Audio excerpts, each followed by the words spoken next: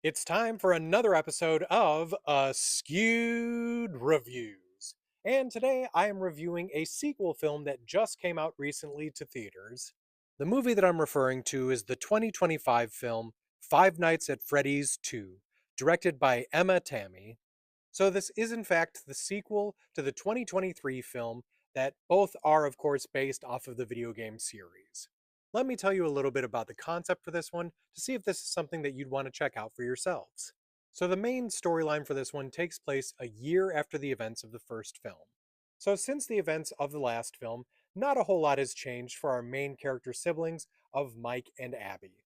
Mike, of course, is still trying to figure out his way through life, but one big difference is Vanessa is now around, and there's somewhat of a potential romance between those two characters. Now, for the character of Abby, things are kind of rough for her. She's not really doing well at making friends at school. She also has definitely kind of made an enemy of one of her teachers without meaning to whatsoever. And she really, really misses her actual friends back at Freddy Fazbear's. But for whatever reason, Mike is not allowing her to go back.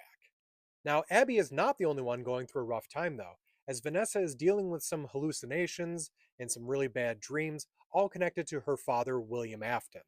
Now, eventually in the story, we do get back to a Freddy Fazbear's. However, though, it's not the same one that we saw in the first film, it's the original location where this all kind of started. Now, one of the biggest differences with this other location is we run into some new animatronics. Well, new for the story anyway. And these end up being some familiar faces. I mean, you do see a Freddy and a Bonnie and a Chica and kind of a Foxy. And then there's a couple of other ones, including one known as Marionette, who has a very dark history that we do end up discovering. Now, there are really two events that lead up to our main story in this. One involving a group of paranormal investigators that manage to get their way into this old original location, and, well, let's just say they cause a couple of issues that then affect everyone else in the movie. Second, once Mike and Abby do eventually go back to the location that appeared in the first film, things have changed there. And Abby ends up finding a interesting toy called a Phaz Talker, and this ends up being a way to talk to her friends so she can actually manage to try and find them again. So once Abby ends up meeting these new animatronics, will she end up discovering that they are friend or foe? You could really tell that a lot of people in my audience were big fans of the video game series and the very deep lore that appears within them, mainly due to the fact that there would be sequences of alluding to something, or you would see a character, or there was a reference to something, and everyone in the audience would laugh or gasp or just have a big reaction. And it was such a fun, immersive kind of feel to everything. Now, I will also say this though, I like it when the audience reacts together. There was a group of probably middle school to high school boys, and I specifically say boys because you could tell from the voices, and they were just every other moment they were just making comments, and it wasn't even like in relation to lore or in relation to what's going on. They just thought they were being funny, and they weren't. But honestly, that was just a little bit of an annoyance from time to time.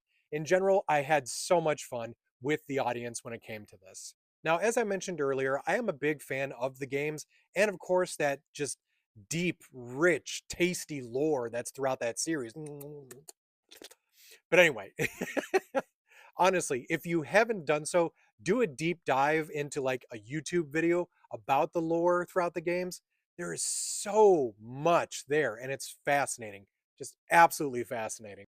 But anyway, as I was trying to say, I really enjoyed the fact that there was these Easter eggs and references and little nods to a lot of that lore, which was one of the complaints people had with the first film, is there wasn't enough of that, and they definitely amped it up for this one. Another big complaint that people had for the first film is that there wasn't enough creepiness or scariness or jump scares, and they also listened and upped it in this one. But when they do make the third one, because I think they're going to, I think they need to up it more. Maybe make that one R for the first time, or at the very least, just right on the edge of PG-13 to R, where it's just like, maybe that's crossing a line there. Now, I will say, probably one of my biggest issues with this film is some of the performances. I'm not saying that anyone did a bad job, but one of the ones I do feel it necessary to kind of point out is the actress who played Abby. She did not do a bad job in the first one. I just don't feel like with her growing up a bit since that last film that she worked on her acting ability. It kind of just felt like she did feel like a real kid, but not a kid performance. Now, I will say this. I have no issue with if they wanted to keep her because, it's the same actress and they wanted to stick with continuity and everything like that. I can respect that fact. But I don't know. I might have recasted her, but that's just my own opinion.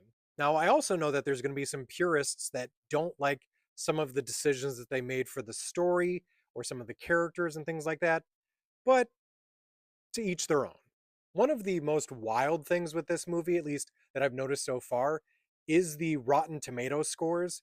If you do happen to follow that critique site when it comes to movies, it has an extremely low critic score, but an extremely high audience score. And I think that hits it right on the nose. This movie is geared towards fans of the actual franchise. So I can definitely see where you may not enjoy this movie if you don't know anything about this series, but I still recommend giving it a try. So, at least for me on my scale, I'm going to give this film a 4 out of 5. I did like this one just a little bit more than the first one. If you've already seen this film, let me know what you thought about Five Nights at Freddy's 2 in the comments. I hope you enjoyed this episode of Askewed Reviews. And if you haven't already done so, I have put out a review for the first film earlier today, so go and check that out after this.